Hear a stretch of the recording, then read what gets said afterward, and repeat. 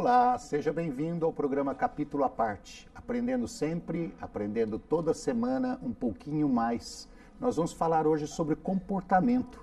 A gente fala de etiqueta. Etiqueta é aquele negócio cheio de frescura, né? Cheio de formas de se mexer, de mexer o dedo, de balançar a cabeça, de sentar, de levantar o copo. Mas nós vamos falar de etiqueta sem frescura. Comportamentos, principalmente nos dias de hoje, que o comportamento está começando a ficar inadequado pelo excesso de tecnologia e pelo vício das pessoas nessa tecnologia, está atrapalhando muito as relações sociais. Nós vamos conversar com a Cláudia Matarazzo, que escreveu o livro Etiqueta Sem Frescura e reeditou agora, né, já incluindo a parte tecnológica. Tudo bem com você? É verdade, tudo bem, Roberto. Aqui com a gente é etiqueta sem frescura, porque etiqueta é para simplificar a vida e para melhorar, não é para atrapalhar, né? Nós vimos você falar que, assim, o pessoal acha que etiqueta é um negócio assim que complica a vida. Então, a etiqueta simplifica a vida. Simplifica, é uma linguagem, é a linguagem dos gestos, das atitudes, e é uma linguagem que é meio universal, né? Quer dizer, você pratica essa linguagem, você fala isso no mundo inteiro. Esses hábitos de etiqueta, eles são muito, muito parecidos, quando não iguais, no mundo inteiro. E às vezes até em culturas diferentes, mas os hábitos de etiqueta são os mesmos, né? As regras são as mesmas. Hoje a pessoa pode fazer um curso de etiqueta que não é aquele curso fechado de antigamente de você ter que dar um passinho, outro passinho, né? Levantar a mão num ritmo, né, lento, pegar... Não, essa é a frescura, esse é o pedaço pedaço da frescura, gente. A gente está falando de uma coisa voltada, nós estamos no século XXI já, né, Roberto? E você sabe que de quando eu fiz a primeira edição do Etiqueta Sem Frescura, do livro, ela é de 1993, portanto, do século passado, século XX ainda. E aí, 20 anos depois... ou 20 e poucos anos depois, tivemos que fazer uma reedição já, porque esses últimos 20 anos foram muito intensos em novas tecnologias, em novos hábitos na nossa vida, no nosso comportamento, que realmente mudou o nosso comportamento e mudou a forma das pessoas se relacionarem. Aí a gente teve que... eu achei, como escritora, que ia ser fácil. Pego lá o livro, só acrescento um capítulo de novas tecnologias, tá bom. Gente, eu tive que escrever outro livro. Aí você porque teve que fazer uma consultoria o mundo é com os outro. filhos. E tive que fazer uma consultoria com a filha. O mundo é outro, mudou muito nos últimos 20 anos. Ô, Cláudia, uns tempos desse atrás eu estava almoçando num restaurante até de um legalzinho, excelente nível. E eu estava vendo na mesa do lado, tinha um casal. Um rapaz de uns 40 anos, a moça de uns 30 e poucos, e um carrinho com um bebê do lado. Bom, eu sentei e eu reparo na vida dos outros, tá? Porque isso não é etiqueta, né? Não, isso é reparar. Se você se metesse, não era etiqueta. O casal ficou ali mais de uma hora e eu constantemente olhando, ele com o celular dele e ela com o celular dela. E eu acho que eles estavam se falando pelo celular, porque eu não vi em nenhum momento ele olhar para ela, nem ela olhar para ele, ou eles olharem para o bebê. Ficaram ali mais de 40 minutos, entre uma garfada e 400 olhadas no telefone, uma garfada mais 400 olhadas no telefone. E o bebê estava quieto nisso tudo? O bebê quietinho, Tadinho. E eles ali, eles não se olharam. Como é que a gente pode descrever um comportamento desse hoje? É um comportamento já distorcido pela tecnologia. Eu acho que de todas as novas tecnologias que chegaram e que são boas, tem coisas muito boas, tem aplicativos maravilhosos, né? Imagina, hoje a gente chama carro, faz tudo, faz check-in de avião, quer dizer, tem muita coisa que facilitou muito a nossa vida. Mas eu acho que um dos grandes dificultadores foi o fato do aparelhinho, do celular, né, do smartphone, ser tão eficiente, que criou em todo mundo uma ansiedade muito grande. Então a gente quer ficar conectado a alguma coisa o tempo todo e esquece que a melhor coisa para você estar conectado é com essa tua realidade concreta aqui, né? A pessoa que está na tua frente, que está, né, um casal com um bebê, que é coisa melhor do que você almoçar em família, ficar junto, conversar, botar a conversa em dia. Mas eu consigo me conectar com a China, né? Então eu vou lá, eu vou me conectar, eu vou ver o desfile. Maravilha, mas ele não se conecta com o irmão. Isso não se conecta com o irmão, com a mãe, com quem está aqui do lado, a amiga. Você já reparou que a gente agora, com os aplicativos de mensagem, a gente não liga mais para os amigos. A gente tecla e fala assim, você pode falar? Eu falo, gente, posso. Porque isso aqui é legal quando você... Claro que é importante você perguntar se você pode falar, quando você está fazendo um contato de trabalho, uma pessoa que você não tem muita intimidade. Agora, aquele teu melhor amigo, aquela amiga que você falava 2, 3 vezes por semana, né? E aí, o que está rolando e tal? Não tem você pode falar. Quer dizer, houve um distanciamento. Né? Houve um distanciamento. Muito grande, um distanciamento muito grande e uma criação de uma ansiedade que as pessoas não dormem com o celular desligado. Elas dormem com o celular ligado. Você pode reparar. Faz mal. Faz mal. Faz mal porque você dorme com o olho, você já dorme mal, você já dorme sabendo que aquilo pode tocar, pode tremer, pode vibrar, pode apitar. Aí vem aquela conversa assim, não, mas eu tenho filho na balada, por isso que eu não desligo. A gente pode dizer até que entra numa questão de saúde. Entra numa questão de saúde mesmo. E assim, eu brinco que notícia ruim ainda chega no fixo. Ainda. Pode ser que daqui a pouco não mais, né? Não se use mais fixo. Mas é uma pena. Nós estamos falando de distanciamento social, as pessoas se distanciam socialmente e se distanciam na família. Eu me lembro quando eu era criança, quando eu era jovem, e você também deve ter passado por isso, porque a sua família se juntava bastante, que eu sei, para jantar, para almoço e tudo mais, e parlavam. A gente ia para a sala junto. A minha mãe acendia a vela, fazia desenho com a mão para aparecer a sombra na parede, né? A gente conversava, meu pai chegava e falava a respeito do trabalho. Hoje em dia, quer dizer, nem hoje em dia, já há mais de 20 anos, tem uma televisão num quarto, uma televisão no outro quarto, uma televisão no outro quarto, uma televisão na sala, certo? Então você tem um filho assistindo um programa no quarto, filho assistindo um programa. Então as famílias se desuniram. A gente tem que evitar isso, né? Exato. Isso tudo entra no papel de comportamento. Entra no papel de comportamento. Você sabe que eu tenho uma filha de 20 anos que ela não tem televisão no quarto, porque eu, sacando isso, era filha única, eu falei, pelo menos a televisão é um momento que fica junto.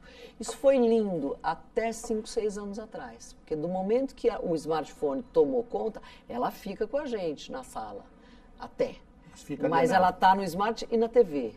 E aí eu falo, você é louca, como é que você consegue? E aí às vezes, de repente, começa a falar com a amiga aqui. Então, gente, você não consegue aprofundar uma conexão com ninguém, com 3 ao mesmo tempo. Não dá. E hoje todo mundo se comunica em grupo, né? E aí o do grupo se comunica errado, o outro entende errado, o outro responde atravessado. Então, uma comunicação muito truncada, Roberto. E você na sala não sente um vazio enorme de ver que ela não está conversando com... Eu fico desesperada, eu falo, você está falando comigo? Fala comigo, olha para mim. Imagina, já acha que a gente está velho, não é isso. Agora, é uma pena, porque você perde uma troca de experiências muito rica, porque essa coisa que você conta, né, que a gente teve, de estar todo mundo junto, ao mesmo tempo, no mesmo lugar, não é para você passar o dia inteiro com pai e mãe, mas é um momento do dia você ter aquele momento que troca-se. A gente ouve o que o outro está conversando, a gente pode até dar um palpite, o outro ouve o que a gente fala, e assim vai, né? Então isso é muito importante, essa troca, ela não existe, ela existe muito truncada e entre os grupos, né, de mensagens e os grupos da mesma tribo. É uma pena, porque é muito rico as tribos diferentes, né, você poder trocar com tribos diferentes. Quando a gente fala do livro Etiqueta Sem Frescura, você entra nesses diversos mundos, certo? Do adolescente, inclusive no mercado de trabalho e tudo mais. Você dá dicas já com experiência do que está acontecendo, você mostra o caminho certo, como é que é? A gente tenta mostrar, né? Não garante nada, quer dizer, não tem uma fórmula certa, mas tem um caminho das pedras, Roberto, que pode te encurtar um caminho mais árduo, né? E eu acho que a etiqueta, ela serve para isso, ela facilita a comunicação. Está à venda, está em todas as livrarias. Ele até hoje, eu tenho 18 títulos publicados, né? Esse é o que até hoje é o que mais vende, não tem como. Porque tem o Etiqueta Sem Frescura, daí tem o Casar Sem Frescura, que é só para quem vai casar e para quem mexe com casamento, com evento de casamento, com cerimonial. E tem outros aí, tem o Gafes no Palácio, que conta as saias justas. Vale a pena aí você comprar o Etiqueta Sem Frescura da Cláudia Matarazzo, porque você não vai ficar chato, você vai ficar menos chato. De repente, né, incorporando algumas coisas, você vai ficar até bacana, porque mas pode também conhecer um pouquinho do seu trabalho através dos cursos que você está fazendo. A gente tem um portal de ensino à distância, até ele é certificado pela ABED, né, ele dá um certificado, e chama Cláudia Matarazzo Ensina, tudojunto.com.br. Aí a gente tem 18 cursos, coincidentemente, não é porque é um para cada livro, não é isso, é que são muitos assuntos, né? A gente tem desde entrevista de emprego, que hoje é um assunto delicado, até essa etiqueta empresarial, mesa, etc. Deixa eu repetir, o site é Cláudia Matarazzo com 2 Es. 2 Es de zebra. Cláudia Matarazzo com 2 Es, claudiamatarazzoensina.com.br. Você pode entrar lá e acessar os tipos de curso que a Cláudia está oferecendo online para diversos momentos da sua vida. O relacionamento com o namorado, o relacionamento com a família, relacionamento com o trabalho. Principalmente o relacionamento com o trabalho, né? Trabalho, porque você disse para mim que é uma coisa que está dando trabalho hoje em dia. Porque assim, a gente tem isso é uma pesquisa realmente, que fala que é você contratado, claro, pela sua competência, às vezes alguém te indica, que também isso existe muito, mas enfim, pelo seu currículo, né? Mas as 70% das demissões acontecem por atitude inadequada. Nós vamos falar sobre esses 70% de demissões por atitudes inadequadas depois do intervalo. Vamos lá. Nós vamos para o intervalo e já voltamos.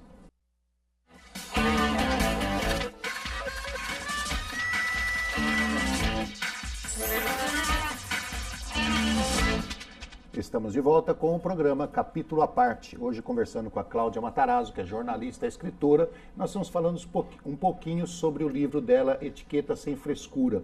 A Cláudia encerrou o bloco anterior falando a respeito de um problema seríssimo que se encontra no mercado de trabalho. Falando-se em crise no Brasil, mais de 13 milhões de pessoas desempregadas, né? A gente tem que tomar um cuidado enorme para quando arruma um emprego não ser demitido em seguida. É verdade, porque as demissões acontecem por atitude inadequada, por incrível que pareça, né? Você estava falando a respeito do currículo da pessoa, quando entra, beleza, aí não fica, por quê? Porque tem atitude errada, porque não sabe se comportar, porque atropela, né? Porque acha que o meu jeito é o meu jeito e dane-se. Não é bem assim, né? Tem que me aceitar como eu sou. Não é assim que a coisa anda. Então, acho que as pessoas hoje, a informalidade tomou conta, isso é muito bom. Mas no mercado de trabalho tem hierarquia, sim, precisa de uma certa formalidade, existem regras que estão lá que precisam ser seguidas.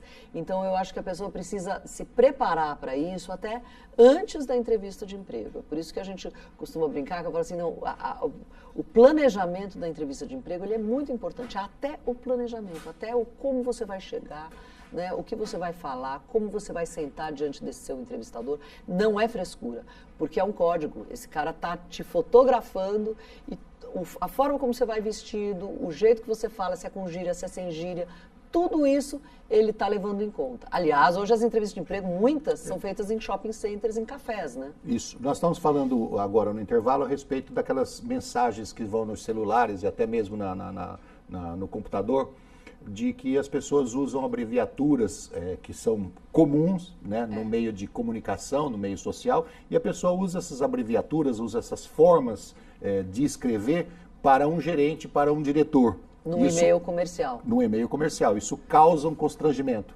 Isso causa um constrangimento porque, primeiro que a língua portuguesa é o netiquetez, né? A pessoa fala em emoticon e fala com abreviatura. Tudo bem você falar em aplicativo de mensagem, numa mensagem rápida, etc. Mas o e-mail é um documento. Então, se você manda num documento comercial e aí aquele gerente repassa para um cliente, o cliente vê aquilo e fala assim, mas peraí, quem foi que escreveu isso? Por que está assim? E a pessoa não é obrigada a aderir ao emoticon, ao netiquetês, etc. Né? Ela pode estranhar, aquilo não é a língua portuguesa, já é uma distorção.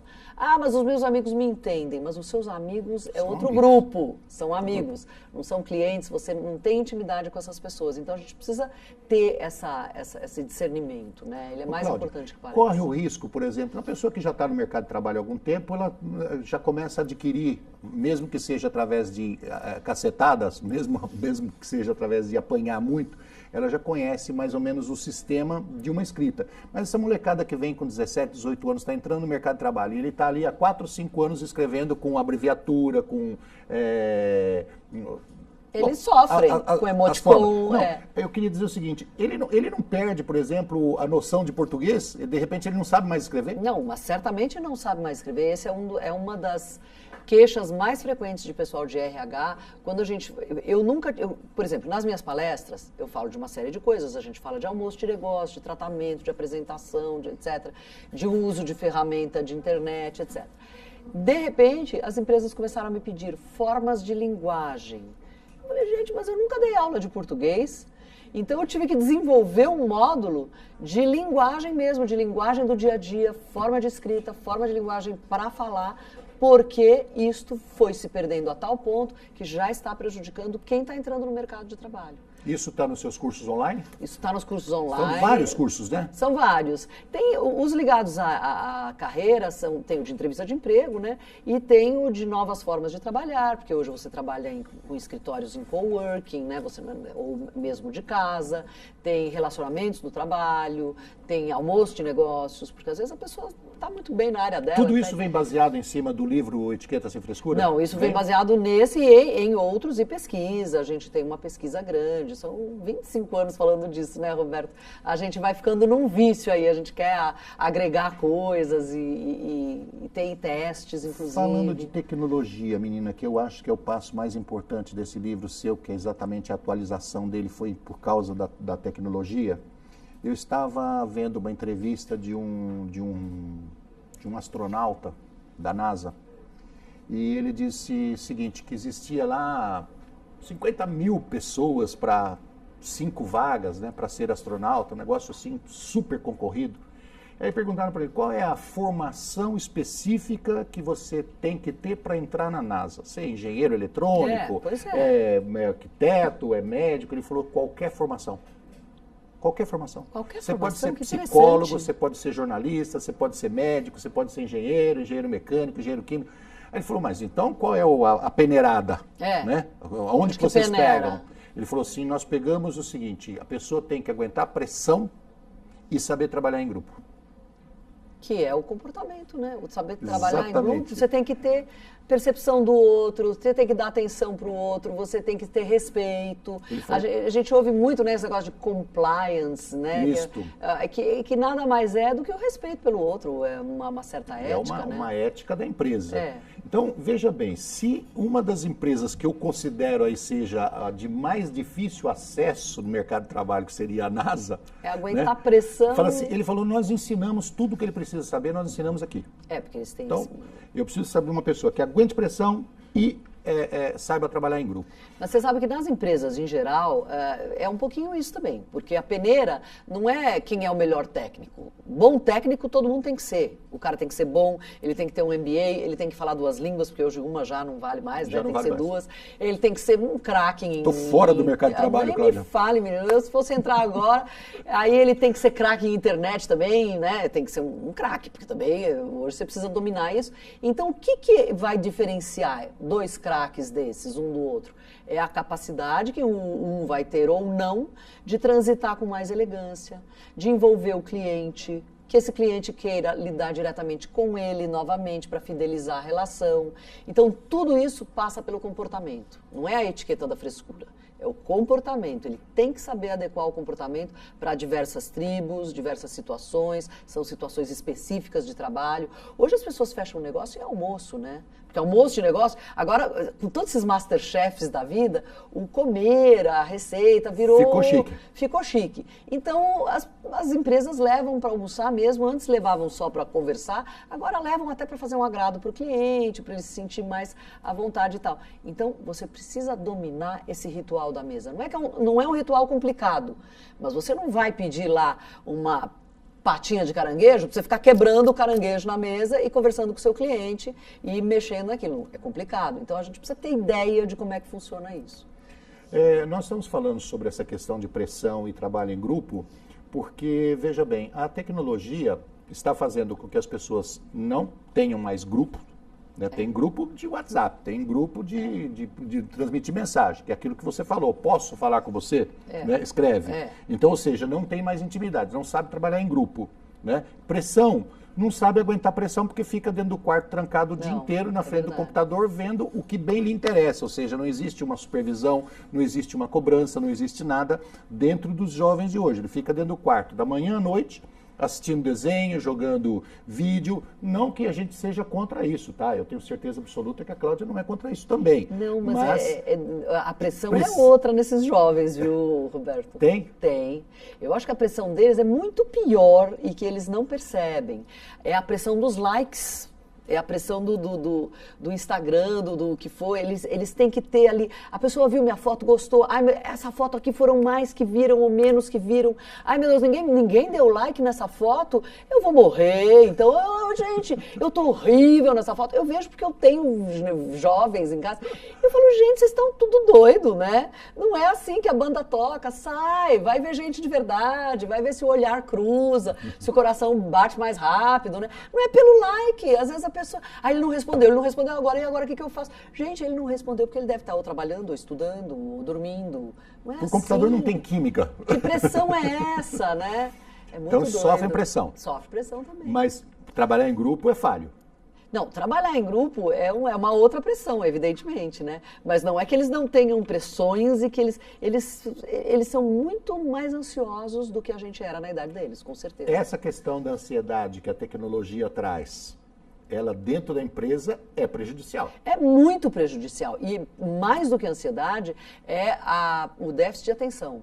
Porque eles estão o tempo todo aqui, eles não conseguem cumprir uma tarefa inteira sem interromper, porque eles estão no meio da tarefa, então de repente, volta lá porque apitou aqui. Não, gente, acaba o que você está fazendo aqui, depois você confere lá. Isso nem a maior parte dos jovens não consegue. Sabe aquela coisa assim, agora terminei de tomar banho, eu vou fazer o jantar e depois eu vou conferir o que eu tenho que conferir. Não consegue. Ele faz o jantar com isso aqui, toma banho com isso aqui, e de verdade, né? Você sabe que eu tenho isso? Eu vou para minha casa, eu tenho uma programação certinha do que eu vou fazer, certo? Eu posso até alterar, trocar a segunda pela primeira, a primeira pela segunda, ou interromper por algum motivo, ou adiar para o dia seguinte, uma que não seja tão urgente.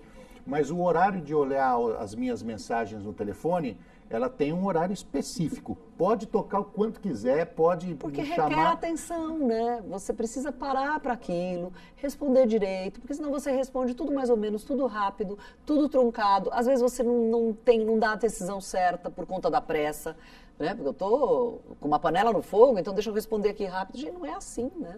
Mercado de trabalho, voltando novamente, mercado de trabalho, você entra numa empresa e você pensa que a Cláudia está comentando só as suas mensagens que você vai passar para o gerente, não usar o telefone celular no meio de uma reunião, né? Alguns pontos assim. Mas o relacionamento dentro da empresa ela envolve também o fora da empresa, né? Com os seus amigos da empresa, envolve o fora da empresa. Que é aquilo que você falou. Um almoço que, de repente, não é um almoço de contratação, um almoço de entrevista, não é um almoço de fechamento de negócio, é um almoço em família mesmo. Mas, mesmo assim, você tem que ter mais ou menos um comportamento adequado para aquilo não respingar na segunda-feira. Não, mas sem dúvida, porque eu ouço muito isso de jovem. Não, eu já sei, na hora eu vou lembrar. Na hora você não vai lembrar. Comportamento é uma coisa que a gente incorpora. A gente incorpora, gente. Não tem essa de, eu não sou duas pessoas, né? Fica uma coisa meio doida, porque assim, não, em casa eu sou de um jeito, fora de casa eu sou do outro. Não, eu tenho que ser do mesmo jeito, em casa, fora de casa, no trabalho. Você lida muito com diretores de empresas, gerentes de empresa que te pedem exatamente consultoria sobre isso. A reclamação deles é grave porque a empresa toma prejuízo quando existe um processo demissional muito grande, né? As empresas têm essa preocupação, elas tomam prejuízo com isso, elas têm uma tendência forte, corporativista mesmo, de mudar o ambiente interno, de mudar o ambiente operacional. Eles estão preocupando com essa moçada que está chegando? Eles se preocupam porque, primeiro, essa moçada produz de um jeito diferente e pode produzir muito mais, né? Então, eu acho que essa é uma preocupação. A gente tem que fazer com que eles produzam mais. Mas a principal preocupação é a gente tem que fazer com que eles falem a nossa linguagem e que eles entendam a nossa linguagem. Porque hoje o jovem entra no mercado de trabalho muito perdido, sem entender bem que linguagem é essa que eles precisam carregar da empresa para clientes, para fornecedores e para eles mesmos, né? Vida fora. Eles entram muito crus, eles entram perdidos. Entra com conhecimento tecnológico fabuloso, né? Falando 2, 3 línguas, com conhecimento de informática que jamais eu terei na minha vida. Né? Mas só que a vida não é só isso. Pega no comportamento. Não, gente, a vida não é só isso. A vida é relacionamento. A vida acontece fora do virtual, né? E os vínculos que a vida vai te trazendo, eles vão se firmando através de lealdades, de sensações, de amizades. E isso é fora do virtual. Isso não é no grupo só. Isso é uma coisa que tem que ser feita olho no olho e cultivada no dia a dia, né? Pronto. Obrigado a você por ter vindo, obrigado por auxiliar esses jovens de hoje a se manter no mercado de trabalho. Eu acredito que deve ser sensacional os cursos que você dá para as empresas. E eu agradeço a você de casa que esteve conosco no capítulo à parte. Nós te esperamos na próxima semana. Um abraço e até lá.